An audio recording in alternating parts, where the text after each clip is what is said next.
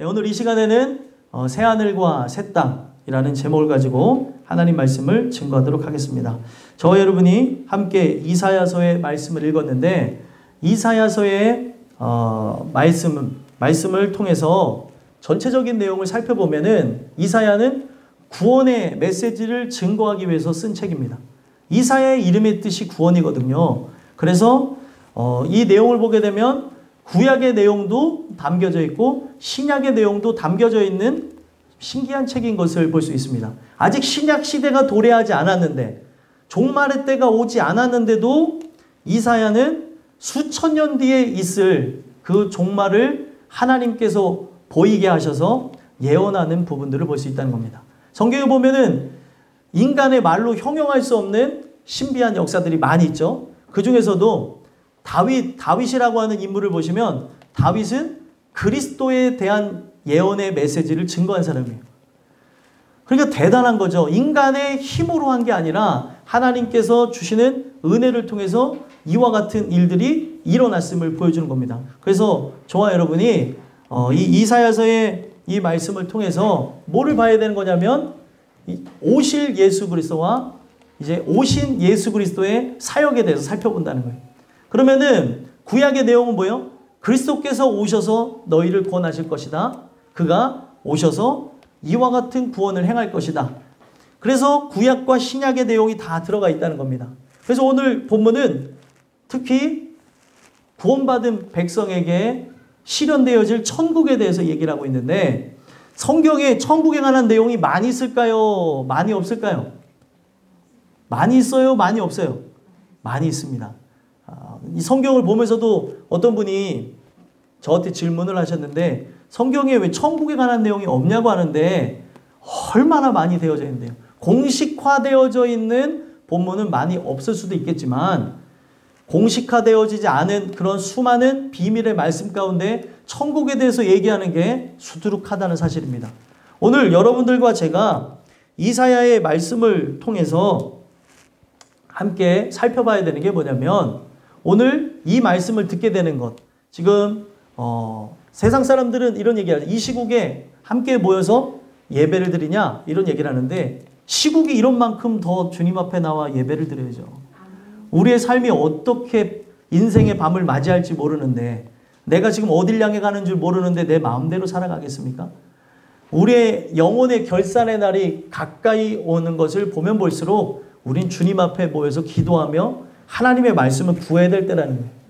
오늘 우리가 이 말씀을 통해서 새하늘과 새 땅, 어떤 데를 얘기하는 데죠? 천국을 얘기하는 거예요.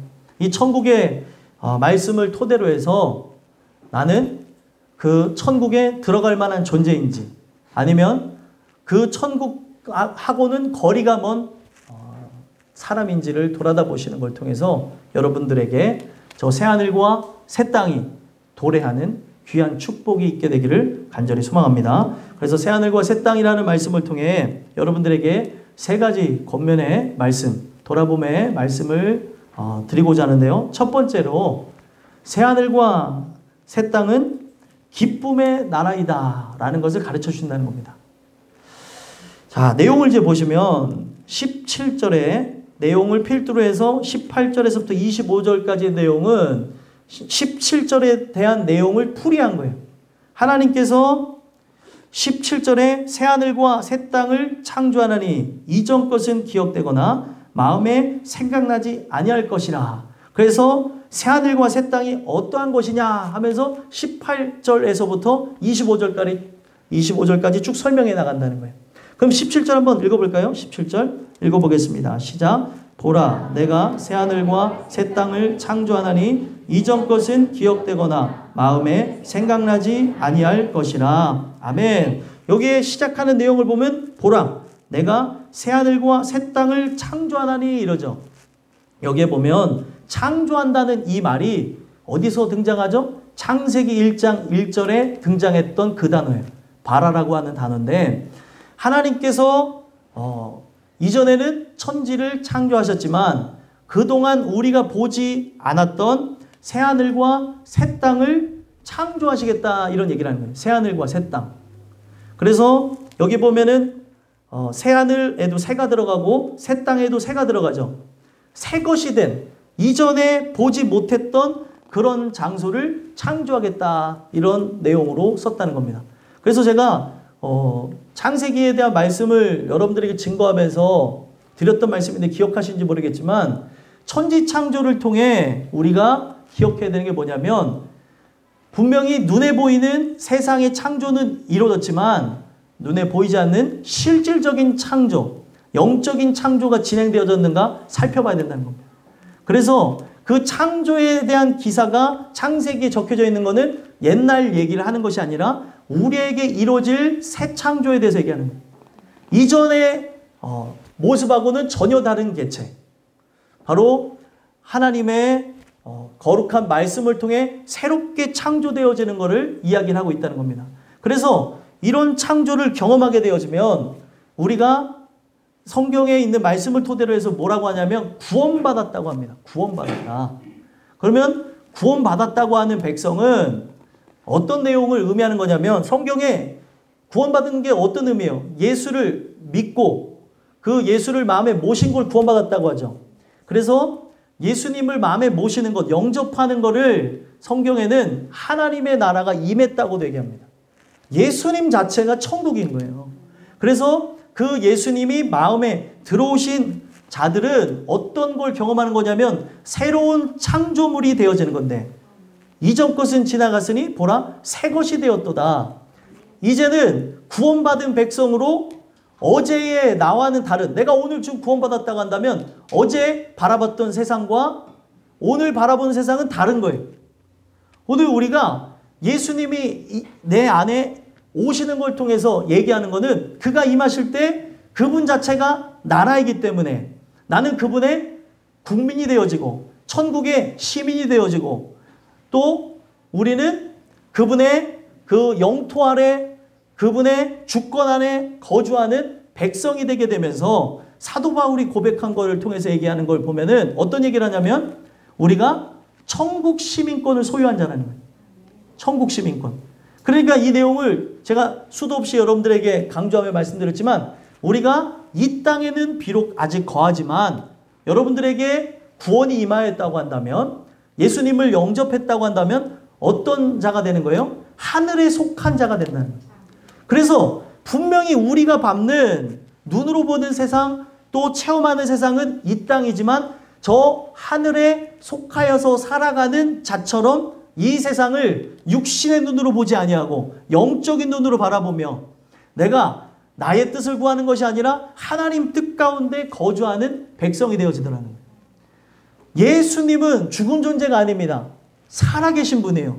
그 살아계신 분이 내 안에 오셔서 친히 다스리는 거예요. 그의 주권 안에 바로 나의 마음 자체가 하나님의 나라가 되는 것이고 그의 통치를 받으면서 나는 누구의 뜻을 위해서 살아가는 거예요?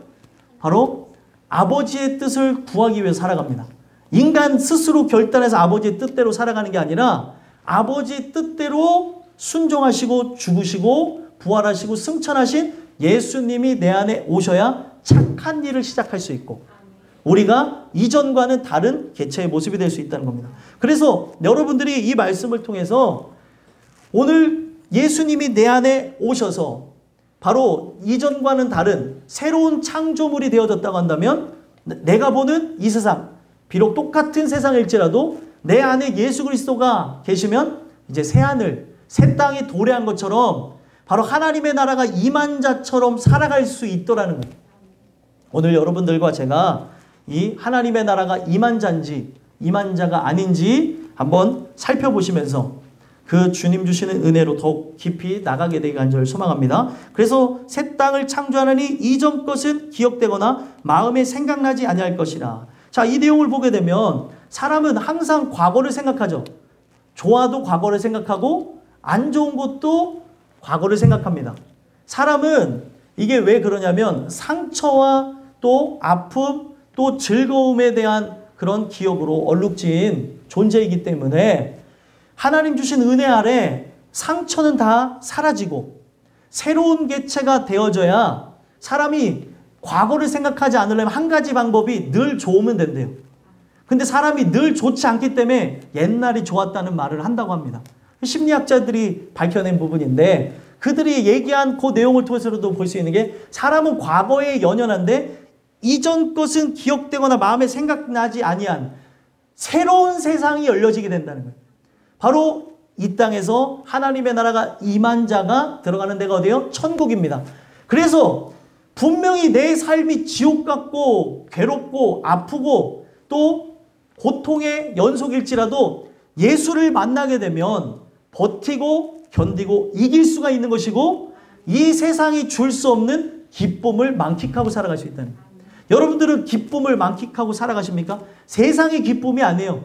바로 구원받은 자에게만 있는 기쁨입니다. 그래서 지금은 우리가 구원의 완성을 향해 나가는 존재잖아요. 구원받았을지라도 저 나라에 들어가야 구원이 완성되었다고 얘기하는 거 아니에요. 그러면은 이 땅에서는 바로 저 영원한 천국을 소망하면서 그 구원의 감격 속에 기쁨 속에 살아가는 거라는 거예요. 그래서 여러분들과 저는 그 나라에 들어가게 되면은 늘 이제는 이전 세상하고는 다른 기쁨이 넘쳐나는 나라이기 때문에 그 나라의 광대하심이 그 나라의 한량없으신 하나님의 역사하심이 여러분들에게 임하게 되게 하길 소망합니다. 이 땅에서는 그런 것을 말씀을 통해서 조금씩 맛보는 것뿐인 것이지 그 나라에 들어가야 완전해진다는 거예요. 그래서 왜 말씀을 계속 들어야 되냐? 말씀을 들어야 믿음이 생겨나고 그 말씀을 들음으로 우리가 천국에 속한 자라는 거를 저 하늘에 속한 자라는 걸 다시금 생각나게 하면서 눈으로 보는 대로 내가 느끼는 대로 감각적으로 이 세상을 살아가는 것이 아니라 믿음으로 살아갈 수 있다는 거예요. 그러면 믿음으로 살아가는 사람들은 어떻습니까? 절망 가운데서도 소망을 보고 약속을 보더라는 거예요. 이스라엘 백성들이 분명히 하나님의 말씀 가운데에 출애굽하여서 가나안 땅을 향해 나갈 때 하나님께서 일부러 그들이 믿음이 있는가 없는가를 확인하기 위해서 가데스에 정탐을 하게 했습니다. 가데스에서 정탐꾼을 보내서 그 사람들이 보고 오게 했는데 그 사람들의 표현이 어때요? 거기에 보면은 12사람이 갔죠. 12사람 중에 10사람의 표현은 현실적인 걸 얘기하더라는 거예요. 2사람만 약속에 의거해서 이야기를 합니다. 그들은 우리의 밥이라. 약속에 의거해서 하면 거인이고 또 그들의 힘이 있고 아니면 능력이 있고 별 중요하지 않아요. 약속이 그 자리에 머물러 있기 때문에 반드시 이루어질 거라는 겁니다. 그러면 오늘날 많은 사람들이 마찬가지예요. 우리가 지금 이 세상 살아갈 때에 약속 따라 나가게 되면 절망하는 상황 가운데서도 기쁨이 넘쳐날 수 있다는 거예요. 여러분들이 지금 웃을 수 있는 상황이 아니지만 예수 그리스도로 인해서 웃음이 있는 여러분들의 인생과 가정이 됐으면 좋겠어요. 그래서 여기서 이제 얘기하는 부분을 보시면 18절, 19절 내용을 통해서 기쁨의 나라에 대해서 본격적으로 얘기하는데 함께 읽어볼까요? 읽어보겠습니다. 시작. 너희는 내가 창조하는 것으로 말미암아 영원히 기뻐하며 즐거워할지라. 보라, 내가 예루살렘을 즐거운 성으로 창조하며 그 백성을 기쁨으로 삼고 내가 예루살렘을 즐거워하며 나의 백성을 기뻐하라니 우는 소리와 부르짖는 소리가 그 가운데서 다시는 들리지 아니할 것이며. 아멘. 자, 18절과 19절의 내용을 보면서 흥미로운 것을 발견했는데 흥미로운 게 뭐냐면 기뻐한다는 게 몇 번 나올 것 같아요? 기뻐하다는 게. 기쁨에 관한 내용이 몇 번 나올 것 같습니까? 딱 3번 나오고요. 그리고 즐거워한다는 게 몇 번 나올까요? 딱 3번 나와요. 일부러 합을 맞췄습니다. 18절, 19절의 내용을 통해서 3번의 기쁨에 관한 이야기, 즐거움에 관한 이야기를 통해서 완전하신 하나님이 통치하는 그 나라는 기쁨의 나라다라는 걸 보여주는 거예요. 성경에서 이야기하는 그 숫자들에 대한 얘기가 있는데 특히 이제 기본적으로 3, 7 이 정도는 우리가 알죠. 3이라고 하는 거 삼위일체도 상징하지만 이 3이 완전수를 뜻하기도 한다는 거예요. 7도 완전수입니다. 그래서 여기 3번이 나왔다고 하는 거는 이 세상과는 다른 기쁨, 이 세상에서는 지금까지는 경험해보지 못한 기쁨을 상징하는 겁니다. 그거를 이 땅에서 조금 맛볼 수 있는 게 뭐냐면 구원의 감격이라는 거예요. 구원의 감격. 여러분 구원 받으셨습니까? 아멘하기 어려운 질문을 하고 있는데, 구원받은 자라고 하면은 나타나는 게 이전에는 경험해보지 못했던 놀라운 감격이 터져 나온다는 거예요. 아무리 세상에서 즐거워도 몇 시간 가지 않더라고요. 아무리 즐거워도 무슨 큰 상을 받든 뭐하든 이 상이 몇 년을 가지는 않더라는 거죠. 근데 이 구원의 감격은 이전에 느끼지 못했던 영적인 그런 것이기 때문에 엄청난 것을 우리에게 경험케 하시더라는 거예요. 그래서 이 내용 속에서 우리가 살펴보는 것은 이 기뻐하다라고 하는 것, 바로 18절에 내가 창조하는 것으로 말미암아 영원히 기뻐하며 라고 하는 것은 하나님이 그 나라를 어떻게 만드셨냐면 하나님이 그들을 기뻐하는 걸 통해서 19절에서는 나의 백성을 기뻐하리니 하나님께서 그런 이야기를 하시는 걸 통해 그 나라는 기쁨밖에 존재하는 게 없다는 것을 가르쳐준다. 슬픔이라는 게 존재하지 않는다는 거죠. 그래서 이 기쁘다라고 하는 표현을 보게 되면 빛나다라고 하는 표현하고 기쁘다라는 표현이 같이 혼용되어진 뜻이에요. 그러니까 오늘날 세상 사람들이 아무리 기뻐해도 빛이 나지 않습니다. 근데 구원의 감격을 통해 기뻐하는 백성은 빛이 나더라는 거예요. 이 세상이 보지 못한 것, 나는 구원받은 것에 대한 그 기쁨을 자랑하셔야 되는 거지. 나의 돈과 명예와 권력과 권세, 내가 어느 나라에 여행을 했는지, 내가 무엇을 내가 소유하고 있는지, 이거는 다 쓸데없는 것들이에요. 썩어질 것이라는 거죠. 그래서 이런 걸 갖고 자랑하면 여러분들의 재력이 그들보다 못하면 에이 뭐 거길 갔다 온 걸 가지고 그걸 가지고 자랑을 해 이럽니다. 근데 구원의 감격을 여러분들이 실제로 경험하셨다고 한다면 어떤 거를 그들이 느끼게 되냐면 저게 뭐지? 저게 뭐길래? 이거는 돈으로도 살 수 없고 힘을 들인다고도 얻을 수 있는 것도 아니고 능력으로도 갖출 수 있는 게 아닌데 야 저게 뭘까?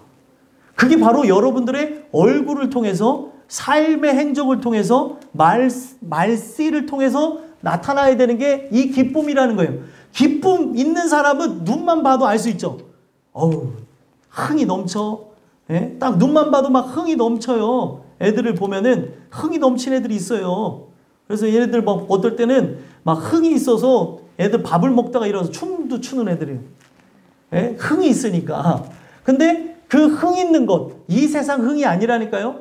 바로 저 영원한 천국의 흥을 체험한 존재라고 한다면 이 세상에서 본 적이 없기 때문에 그들 삶에 있는 고통, 괴로움, 그런 슬픔, 눈물들이 다 사라질 만한 빛의 역사라는 거예요.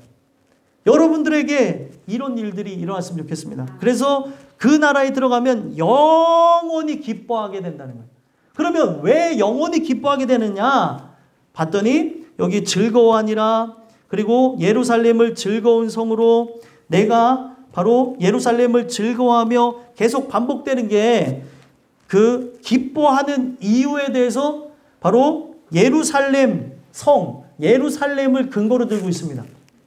예루살렘에는 바로 하나님이 자신의 성전에 자기의 이름을 두시겠다 얘기하는 겁니다. 그래서 이거는 그냥 눈에 보이는 무너진 예루살렘의 성전을 얘기하는 것이 아니라 영원히 무너지지 아니할 바로 새로운 성전, 저 천국을 상징하는 거예요. 거기에 당신의 이름을 두셨기 때문에 그 이름을 통해서 우리가 뭘 받은 거예요? 구원을 받은 거기 때문에 성전 중심에, 예루살렘이 그냥 즐거운 것이 아니라 새 예루살렘에 들어가게 되면 성전을 통하여서 받게 되어지는 이 세상에 느낄 수 없는 기쁨을 느끼게 된다는 거예요. 그래서 여기 보면은 즐거워할지니라 라는 이 단어가 어디서 이제 근거가 돼서 하냐면 맴맴 돈다 라는 말에서 왔어요. 맴맴 돈다. 말이 좀 그렇죠? 뱅뱅 돈다라고 해야 될까? 하면 그 말을 왜 했겠어요? 이스라엘 백성이 성전 중심으로 살았던 거를 얘기하는 거예요. 성전에 있을 때만 무엇이 있어요? 즐거움이 있는 겁니다. 여러분들이 진짜 이 성전의 즐거움, 그냥 교회가 즐거움이 아니라 이 성전에서 말씀을 여러분들이 들으시면서 나에게 주시는 은혜가 올 때는 세상이 줄 수 없는 즐거움을 만끽하며 기뻐할 수 있게 된다는 거예요. 오늘 우리가 그 성전이 있기 때문에 그 천국에 바로 하나님이 계시기 때문에 그것 때문에 무엇이라 하는 거예요? 기뻐하게 된다는 거예요. 여러분들과 제가 그 기뻐하는 그런 모습들이 그런 하나님의 성호를 두신 그 예루살렘 성전을 통해서 새 예루살렘 성전을 통하여서 주시는 은혜로 여러분들이 진정으로 즐거움과 기쁨이 넘쳐나기를 간절히 소망합니다. 그래서 계속 얘기하는 게 예루살렘을 즐거운 성으로 창조하며 그 백성을 기쁨으로 삼고 내가 예루살렘을 즐거워하며 나의 백성을 기뻐하리니 그들은 이 세상 존재가 아니에요. 이 세상하고 다른 존재입니다. 바로 새로운 개체가 되어진 존재이기 때문에 바로 하나님만 바라보고 하나님 사랑으로 충만한 개체이기 때문에 하나님이 그들을 보면서 기뻐합니다. 믿음의 시련은 뭐예요? 영혼 구원이에요. 이들 자체는 무엇으로 똘똘 뭉쳐져 있는 거예요? 바로 믿음 자체로 뭉쳐져 있는 존재이기 때문에 그래서 그 천국에서 하나님께 예배하며 하나님께 영광 돌리기를 좋아하는 존재이기 때문에 바로 그들에게는 기쁨이 사라지는 날이 없더라는 거예요. 여러분들과 제가 이 주시는 말씀을 통해서 내가 아직 그 나라에 들어가지 않았지만 이 말씀을 통해서 내가 바로 하나님의 백성됨, 하나님의 백성됨을 뭘로 깨달아요? 죄인됨을 통하여서 죄인된 내가 그 하나님의 말씀이 깨달아지는 걸 통해서 내가 오늘도 그리스도를 의지하는 걸 통해서 여러분들이 그 하나님의 역사하심을 봤으면 좋겠고요. 그런 나를 이 땅에 하나님의 아들이 구원하러 오셨다는 걸 여러분들이 말씀을 들을 때 믿어지는 걸 통해 이 세상에서 느낄 수 없는 기쁨을 또 만족감을 누리게 되어지므로 삶이 하나도 변하지 않는다 할지라도 감사가 넘쳐나는 삶이기 간절히 소망합니다. 여러분들 감사가 끊어진 이유는 뭐겠어요? 구원의 감격을 잃어버린 거예요. 그래서 둘 중에 하나입니다. 구원을 못 받았든지 아니면 구원을 받았으나 그 감격을 사단으로부터 빼앗겼는지 속이는 자에게 걸려 넘어지는 자에게 여러분들 넘어진 건 아닌지 살펴봐야 됩니다. 오늘 우리의 삶 속에 아무리 세상이 흉흉해진다 할지라도 구원의 감격 속에 살아가는 사람은 기쁨으로 주님을 맞이하는 거예요. 영광의 주님을 보리라. 내 삶의 끝에서 나는 주님을 보리라. 얼마나 좋아요. 별로 안 좋으신가 봐요. 오늘 보면은 오늘 부르셔서 별로 안 좋으신 건가요? 오늘 주님 주시는 은혜를 통해서 여러분들이 그 나라에 들어가므로 그 나라는 기쁨밖에 없어요. 즐거움밖에 없어요. 그래서 19절 후반절에 뭐라고 얘기합니까? 우는 소리와 부르짖는 소리가 그 가운데서 다시는 들리지 아니할 것이며 우는 소리, 부르짖는 소리. 여기 보면은 이 소리라고 하는 게 슬픔으로 가득 차서 지르는 소리를 얘기하는 거예요. 그래서 울다라고 하는 것도 통곡한다는 말이고 부르짖는다는 소리도 소리를 비명을 지른다는 그런 뜻을 갖고 있습니다. 그래서 우는 소리, 부르짖는 소리 이게 다 보면은 네 단어로 이루어졌는데 네 단어로 이루어진 이 모든 게 다 뭐냐면 슬픔, 고통, 괴로움으로 연결되어진 단어라는 거예요. 근데 그 나라에는 그게 존재하지 않는다는 거예요. 왜 사람들에게 슬픔이 생겨나는지 아십니까? 죄 때문에 그래요. 죄 때문에. 근데 그 죄가 내 안에 흘러 들어와서 그 사망으로 나가게 하기 때문에 우리를 좌절시키기 때문에 우리를 그 죄악 가운데에 또 무릎 꿇게 되어지기 때문에 우리의 삶 자체가 고통이요, 괴로움이요, 눈물이요, 슬픔의 연속이 되는 건데 그게 사라지더라는 거예요. 그 나라는 기쁨밖에 없는 거예요. 기쁨밖에. 그러니 별로 안 좋으세요? 기쁨밖에 없다니까요. 슬퍼할 일이 없어요. 지금은 별게 다 걱정이잖아요. 예? 그냥 지하철 하나만 타고 와도 걱정이래잖아요. 지하철 하나만 타도 내가 혹시나 그 바이러스 이렇게 걸리신 분하고 마주치지 않았을까? 별걸 다 걱정하는 그런 글들, 댓글들을 제가 확인해 봤는데 사람은 걱정하지 않아도 될 것도 만들어서 걱정하는 존재인데 지금 사회 상황이 이러다 보니까 별걸 다 걱정하며 살더라는 거예요. 그런데 거기는 걱정, 근심, 그리고 괴로움, 눈물이 전혀 없는 곳이라는 거예요.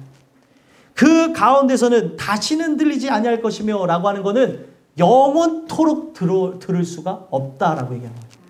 여러분들이 그 나라에 들어가는 은혜가 있게 되게 하는 소망합니다. 두 번째로는 새하늘과 새 땅을 통해 이 나라가 어떤 나라인가 하고 가르쳐 주시냐면 영생의 나라다라는 것을 가르쳐 주십니다.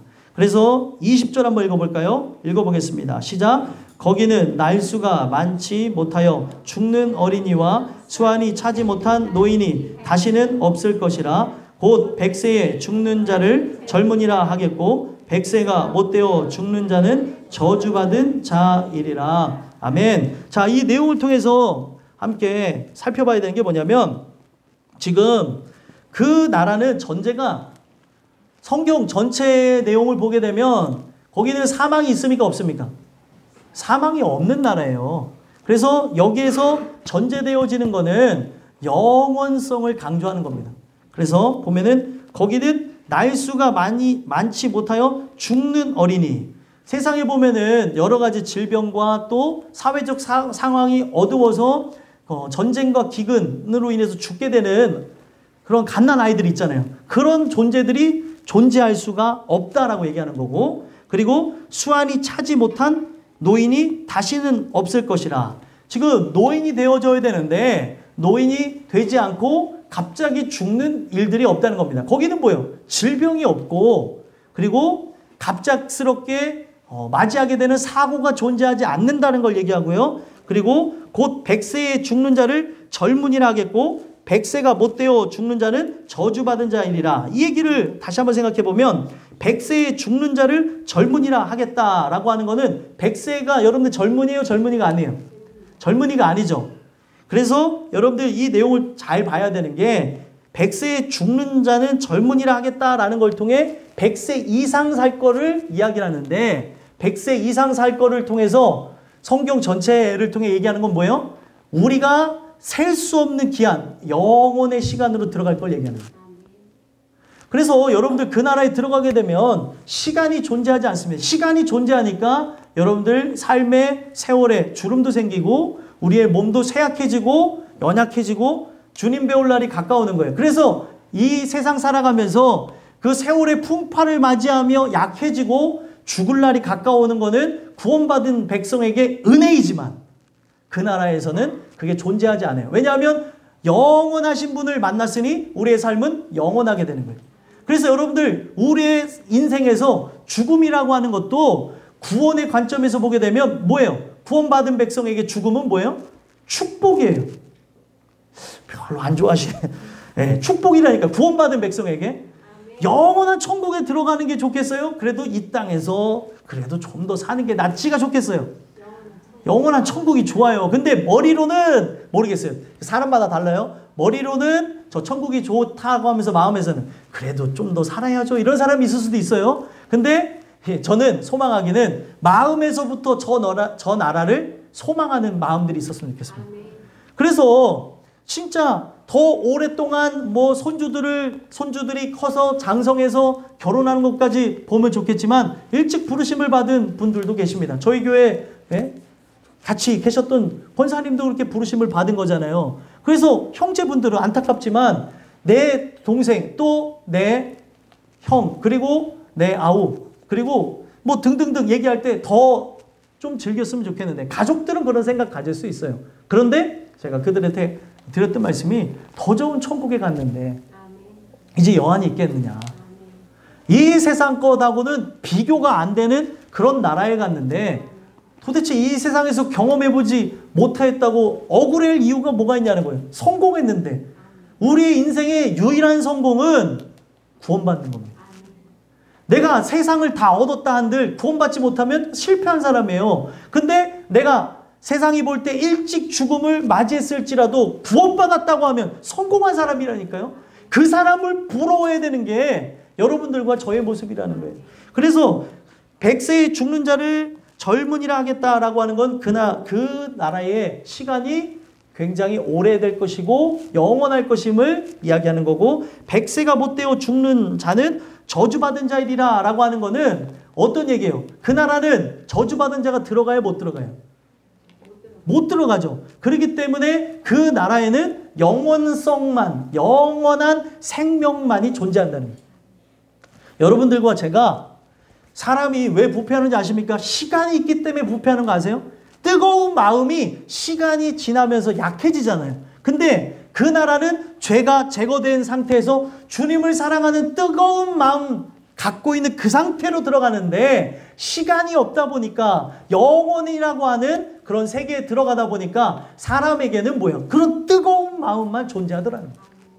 여러분들이 그 나라에 들어가기 이전에 나의 어떤 죄악되고 더러운 모든 것들이 제거되어지고 그 나라의 기쁨의 모습으로 또 영광의 모습으로 들어가게 되는 은혜가 있게 되길 간절히 소망합니다.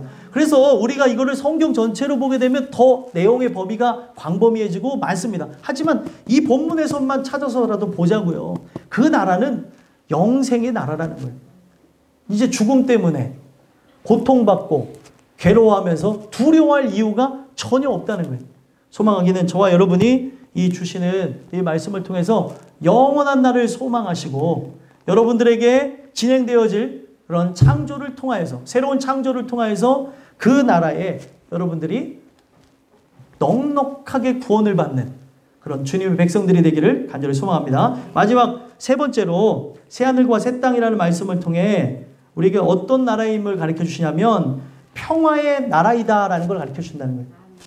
그래서 21절에서부터 25절까지 내용을 통해 평화의 나라를 설명하고 있는데 먼저 21에서 22를 읽어볼까요? 읽어보겠습니다. 시작. 그들이 가옥을 건축하고 그 안에 살겠고 포도나무를 심고 열매를 먹을 것이며 그들이 건축한 데에 타인이 살지 아니할 것이며 그들이 심은 것을 타인이 먹지 아니하리니 이는 백성의 수완이 나무의 수완과 같겠고 내가 택한 자가 그 손으로 일한 것을 길이 누릴 것이며 아멘. 지금 21절 22절을 보게 되니까 그 나라에는 약탈이나 전쟁이 존재하지 않는다는 걸 알 수 있습니다. 자, 먼저 21절을 보게 되면 가옥을 건축하고 그 안에 살겠고. 자, 성경에 이런 말씀이 있어요. 우리가 잘 아는 요한복음 14장 2절에 보게 되면 처소를 누가 예비하신대요? 예수님이 예비하신대요. 그러면 여기서 말하는 가옥을 건축하고 그 안에 살겠다라고 하는 것은 그가 예비해 놓으신 그 집에 내가 들어가게 되는 걸 얘기합니다. 그래서 여러분들이 할 일이 있어요? 없어요? 없습니다. 구약에서 계속 이야기하는 부분 있죠. 안식일과 그리고 안식년과 희년에 관한 내용을 쭉 보잖아요. 여러분들이 할 일이 없어요. 안식일에는 무조건 안식해야 되는 거고 안식년에도 쉬어야 되는 거고 그리고 나중에 이것이 이제 7번 반복된 다음에 돌아오게 되어지는 희년도 뭐예요? 3년 전부터 준비해서 희년에는 먹을 것이 풍족해서 그때는 그냥 쉬게 되는 거예요. 모든 것이 원래로 돌아가는 거예요. 그래서 여러분들이 누군가 돌아가셨다라고 하면은 어디로 돌아가시냐가 중요해요. 천국으로 돌아간 자들은 이게 참 우리나라 말도 잘 졌다니까요. 아유, 돌아가셨습니다. 돌아가셨다는 말이 나쁜 말이 아니에요. 하나님 품으로 돌아가셨다는 건 박수 받을 일입니다. 그래서 성경에 이 내용이 있는 거예요. 돌아간다는 내용. 물론 그 의미와 그 의미를 연결하려면 많은 대화의 내용들이 필요하겠지만 우리가 분명히 하나님 품 속에서 나온 자로 하나님 품으로 들어갈 날이 있다는 거예요. 시간을 초월한 영원한 하나님의 품 안에서 보게 된다면 이미 시간 밖에 시간을 초월한 그 안에서 하나님 안에 구원받은 내가 존재할 수 있습니다. 무슨 말인지 이해가 되세요? 오늘 우리의 살아가는 삶 속에 하나님은 시간을 초월한 분이잖아요. 구원받은 여러분들이 이미 천국 안에 존재할 수 있음을 얘기하는 거예요. 그래서 그 모습을 바라보며 내가 그 안에 있는 것처럼 생각하면서 오늘 이 죄에 대한 것, 고통에 관한 것들을 이기면서 살아가는 거죠. 오늘 우리가 이 내용을 바라다 볼 때 그 나라는 그가 예비해 두신 것을 우리가 따라서 산다는 걸 얘기하고요. 포도나무를 심고 열매를 먹는다라고 하는데 거기서 포도나무를 심고 열매를 먹는다고 하는 것은 우리가 거기서 전쟁의 위협이 없이 평안하게 살 수 있는 것을 이렇게 아름답게 표현한 거예요. 이스라엘이 소망하는 나라는 그렇게 휘황찬란하지 않았습니다. 그냥 우리가 포도나무 심고 열매를 먹으면서 다른 민족으로부터 받는 그런 약탈이나 그리고 침략이 없었으면 좋겠습니다. 이런 것들을 소망하며 살았다는 거죠. 그래서 여러분들 보게 되면 침략이라는 게 왜 일어나냐면 죄 때문에 일어난다고 성경이 얘기합니다. 죄 때문에. 근데 거기는 죄와 사망이 존재하지 않죠. 그렇기 때문에 전쟁에 대해서 걱정할 것이 없으니까 바로 그거를 표현한 게 뭐예요? 포도나무를 심고 열매를 먹을 것이다 이렇게 얘기하고 직접적으로 이제 22절에서 언급하는 거는 그들이 건축한 데에 타인이 살지 아니할 것이며 다른 이들이 침략해 오는 게 없을 거라는 거예요. 그래서 천국 들어가게 되면 끝입니다. 더 이상 중간이 있어서 들어올 수 있는 자가 있는 게 아니에요. 아니 이게 되게 생각해보면 재밌잖아요. 내가 천국에 살고 있는데 중간 지역에 살고 있던 사람이 갑자기 천국으로 와서 내가 열심히 다른 사람들이 이렇게 헌금을 해주고 기도해줘서 천국 올라왔다고 해서 지금까지 한 100년 사셨으니까 앞으로는 제가 살겠습니다. 이렇게 들어온 일들이 없다는 거예요. 아니 생각해도 우스운 걸 사람들이 만드는 거예요. 왜냐하면 저 사람은 열심히 안 했다고도 그렇고 했다고도 할 수 없는 사람이니까 지옥 같다고 말하면은 좀 그러니까 저 중간 연옥 같다고 합시다. 사람이 만든 거예요. 그리고 그거 좀 안타까우니까 우리가 헌금해주고 기도하면은 천국 갈 수 있다고 합시다. 그래야 또 이 종교가 더 성장하지 않겠습니까? 다 말도 안 되는 그런 쓸데없는 소리로 종교를 크게 하겠다는 생각에 그런 부패한 생각에서 나온 거라는 거예요. 성경은 천국 들어가면 끝이고 지옥 들어가면 끝입니다. 사람에게 기회가 없어요. 그래서 우리가 이 땅에서 기회를 얻었을 때 그 나라에 들어감을 소망하셔야 되는 거예요. 그래서 여러분들이 늘 기억해야 되는 건 뭐예요? 내 마음의 땅에 바로 하나님의 나라가 임한 자가 어디 들어가는 거예요? 천국에 들어간다는 걸 기억하셨으면 좋겠어요. 그래서 여러분들이 분명히 이 마음에 어떤 일이 일어나야 되냐면 샬롬이 일어나야 되는 거예요. 여러분들 안에 평화가 와야 되는 거예요. 근데 내 삶이 어떠냐는 거예요. 전쟁과 기근, 고통, 괴로움의 연속 아니냐는 거예요. 여러분들이 하나님 주신 그 말씀을 통해 충만함을 누림으로 이 평화가 여러분들 안에 넘쳐나게 되기를 간절히 소망합니다. 그래서 건축한 데에는 타인이 살지 아니할 것이며 그들이 심은 것을 타인이 먹지 아니하리니 이는 내 백성의 수완이 나무의 수완과 같겠고 내가 택한 자가 그 손으로 일한 것을 길이 누릴 것이며 여기 보면은 타인이 먹지 못할 것이다. 절대 그들이 침범하지 못할 것이고 또 약탈하거나 고통받는 일이 없을 것임을 얘기하고요. 백성의 수완이 나무의 수완과 같다는 거예요. 그러면 이게 좀 이해가 안 가지만 나무가 영원하면 뭐가 영원한 거예요? 우리가 영원한 거죠. 나무의 생명도 영원할 것이고 거기에 심겨진 나무 또한 우리 또한 영원할 것임을 얘기합니다. 그래서 성경에서는 되게 재밌는 표현을 갖고 우리가 옮겨 심어지는 날이 온다고 얘기합니다. 그래서 성경에 어떤 날이 있냐면 어떤 것이 표현되었냐면 애굽에 심었던 존재를 가나안 땅에 옮겨 심었다는 걸 통해 우리가 이 세상 살아가면서 분명히 뿌리 내린 것처럼 살아가지만 하나님께서 나를 언젠가 옮기시는 날이 온다는 거예요. 그래서 어디에 뿌리를 내게 하는 거예요? 천국에 이미 뿌리를 내린 나무와 같이 내가 거기에 뿌리를 내리고 영원할 것임을 얘기하는 거예요. 그러니까 여러분들에게 이런 내용들을 지금 약속하시고 이런 걸 축복하고 있으니 누구보다 기뻐해야 되는데 지금 별로 안 기쁘신 것 같아요. 그래서 이 내용을 통해 여러분들과 제가 우리에게 이런 영원한 그런 나라 그 화평의 나라 평화의 나라가 찾아와서 영원할 거라고 하는 그 기쁨이 여러분들에게 있었으면 좋겠습니다. 그래서 내가 택한 자가 어떻게 한대요? 손으로 일할 것을 길이 누릴 것이며 하나님이 택한 그 존재는 분명히 수고는 누가 하셨어요?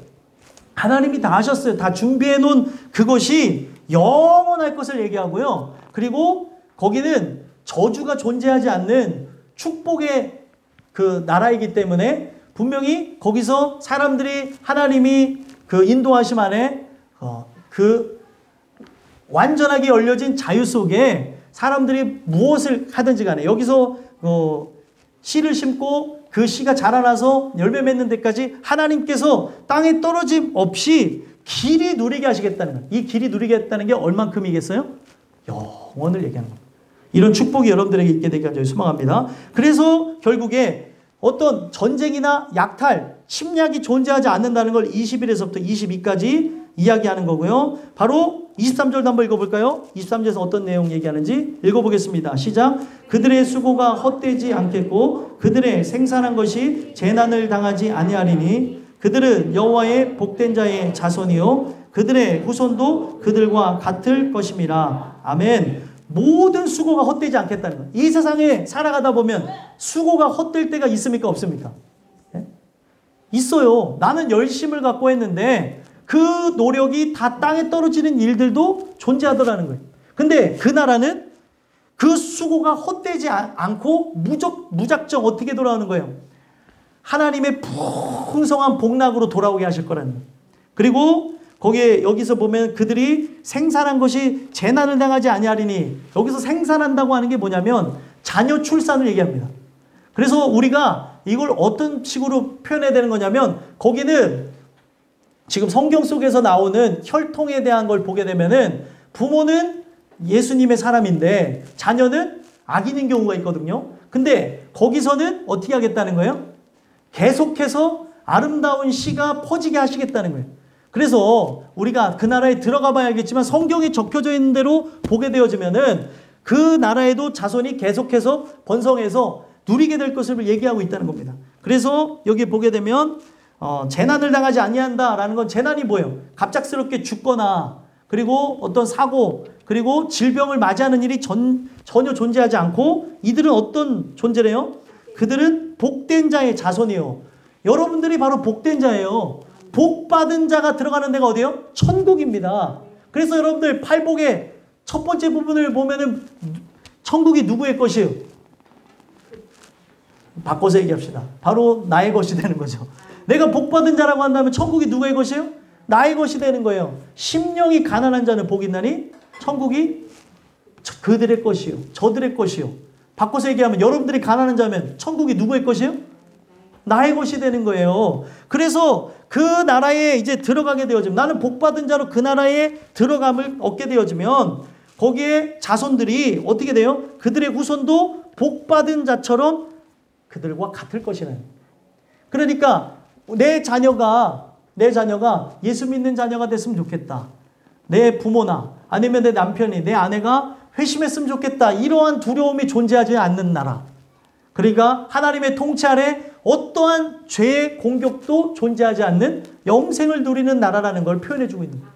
여러분들에게 이러한 평화가 이 땅에서도 누리게 되는 복이 있게 되게 한 줄 소망합니다. 그래서 이제 마지막으로 24절, 25절 보게 되면 하나님의 통치 아래 완전한 평화를 누리는 그들의 모습을 보여주는데 먼저 24절 읽어볼까요? 읽어보겠습니다. 시작. 그들이 부르기 전에 내가 응답하겠고 그들이 말을 마치기 전에 내가 들을 것이며 아멘. 여기 보면은 부르기 전에 내가 응답하겠고 그들의 말을 마치기 전에 내가 들을 것이며 어떤 부분 같아요? 여러분들 살다 보면 부부나 아니면 친한 사람들 있죠? 눈으로 얘기하는 걸 경험해 보신 분들 있어요? 눈으로? 네, 눈으로 얘기를 한다니까요. 눈으로 얘기하고 뭐 손짓만 얘기해도 다 아는 거예요. 말을 하지 않았는데 꼭 말을 들은 것처럼 움직입니다. 뭐 세상 사람들이 뭐 텔레파시라고 하는데 이게 서로 간에 긴밀하게 연결되어졌다는 걸 보여주는 거죠. 그래서 살면 살수록 요즘에 사람들이 재밌게 얼마만큼 이 사람들이 친분이 있는지 알아볼 때 이렇게 하잖아요. 짜장 짬뽕 하나 둘 셋 하면 짜장 짬뽕 그렇게 해서 서로의 뭐 긴밀도를 알아본다고 하는데 그것도 이제 재미 삼아서 그렇게 한 건데 지금 이 상황을 보게 되면 하나님과 내가 전적으로 연결되어져 있는 내 생각도 그분이 있고 또 내가 그분의 생각도 있는 사이. 그래서 완벽하게 연합되어진 상태라는 거예요.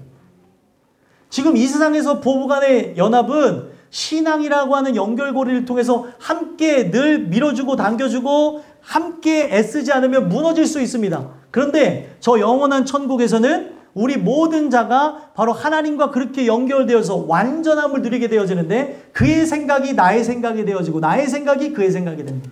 이 땅에서는 하나님의 생각과 내 생각이 다르죠. 근데 저 영원한 천국에서는 그 생각이 완전히 똑같기 때문에 부르기 전에 응답하고 말하기 전에 다 아는 거고 말을 마치기 전에도 내가 듣고 움직이겠다라고 얘기하는 거예요. 이게 얼마나 큰 복이에요. 별로 공감을 안 하시는 거 아니죠? 오늘날 우리의 살아가는 삶 속에 이 세상을 만드신 온 세상의 주인인 그분과 내가 함께 연합하여서 천국에서 왕노릇하는 그날이 오게 된다는 거예요. 그래서 이 땅에서 여러분들 고통받고 괴로움으로 살아가는 거를 여러분들 서러울 때도 있지만 그 나라를 보면서 견디자는 거예요. 그런 나라가 올 거라니까요.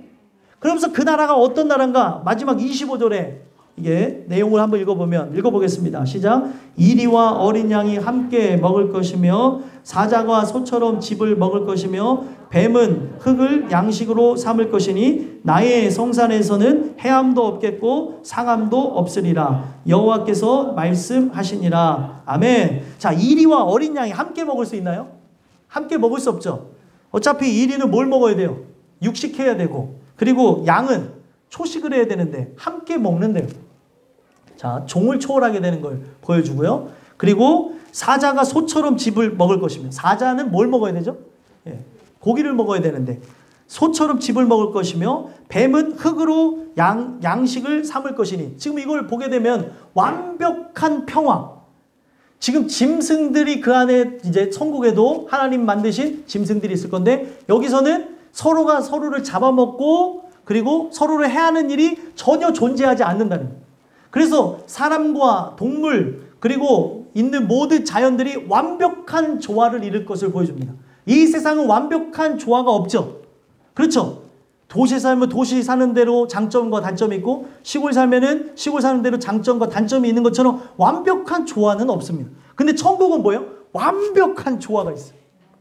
바로 하나님이 통치하시고 거기에는 영원한 평화, 바로 안식을 누리는 장소가 되어지기 때문에 그렇습니다. 그래서 거기서 얘기하는 게 뭐예요? 나의 성산에서는 해함도 없겠고 상함도 없으리라. 여호와께서 말씀하시니라. 거기에는 뭐예요? 진짜 여기는 해함도 그리고 상함도 전혀 존재하지 않는, 모두가 서로 화합하여서 오직 하나님만 바라보는 장소가 되어진다. 여러분들 이 나라를 소망하십니까? 지금까지 제가 장렬하게 나열을 해서 보니까 별 마음이 없어진 분들이 있는 것. 야, 천국 가면 큰일 나겠다 이거. 야, 이거 예배를 보통 드려야 되는 게 아닌 것 같고, 야, 이거 큰일 나는 거 아닌가, 이런 생각을 가질 수도 있는데, 내가 이 나라에서 하나님 주시는 은혜를 통해 구원받으면 여러분들 그 감격과 기쁨 속에 영원히 누리게 될 거예요. 그래서 우리가 이 세상에서 무엇을 경험해야 되냐? 하나님의 진정한 창조를 경험해야 돼요. 성경에 기록된 창조 말고요. 천지를 창조하시냐 말고요. 나에게 천지가 개벽하는 일들이 일어나야 되는 겁니다. 그래서 거듭나야지만, 새롭게 태어나야지만 우리가 이 땅에서 바로 예수님과 연합되어진 존재로 하나님의 백성으로 하나님의 나라가 임한 자로 그의 주권 아래 통치를 받다가 하나님 나라에 들어감을 경험하게 된다는 거예요. 천국에 들어감을. 그러면 오늘 우리의 살아가는 삶 속에 이 창조가 있는지 한번 보자는 거예요. 이 창조가. 오늘 우리 교회가 창립 기념주일로 예배를 드리잖아요. 하나님께서 11년 전에 이 교회를 세우셔서 우리가 함께하게 되는데 가장 중요한 게 뭡니까? 여러분들이 태어난 날도 중요한데 더 중요한 날은 죽을 날이에요.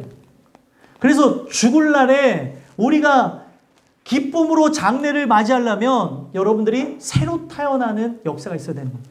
그래서 오늘 이것을 하면서 우리가 이 창립기념주의를 드리면서 새롭게 태어나기를 소망하며 이 세상의 어떤 우리가 생일잔치하는 이런 것에 연연하기보다 우리가 새로 태어나는 것을 축복해주고 나갔습니다. 하나님, 나에게 이런 일이 있게 하옵소서, 내 자녀에게 있게 하옵소서, 내 부모에게 있게 하옵소서, 내 남편, 내 아내에게, 내 사랑하는 지인들에게 있게 하옵소서. 그래서 여러분들이 그렇게 새롭게 태어난 날, 내가 태어난 날도 중요하지만 새롭게 태어난 날이 없으면 그 나라에 들어갈 수가 없다. 그 날을, 여러분들 그 태어난 날을, 새롭게 태어난 날을 정확하게 기억하지 않으셔도 돼요. 근데 분명히 태어났으면 그 삶의 족적을 통해 행적이 달라지고 말이 달라지고 천국에 속한 자답게 살아가더라는 거예요. 그의 통치 아래 들어가니까. 저는 오늘 여러분들이 그런 자들이 됐으면 좋겠고, 오늘 이 주신 말씀을 통해 새하늘과 새 땅에 들어갈 존재로 내가 정말 하나님의 창조가 진행된 자인지, 새로운 창조가 진행된 자인지, 아니면 진행된 자가 아닌지 돌아다 보시고 나에게 이러한 창조가 진행되게 하시고 천국 백성으로 살게 하여 주시옵소서. 그리고 기도하고 나가는 여러분들과 제가 되길 간절히 소망합니다.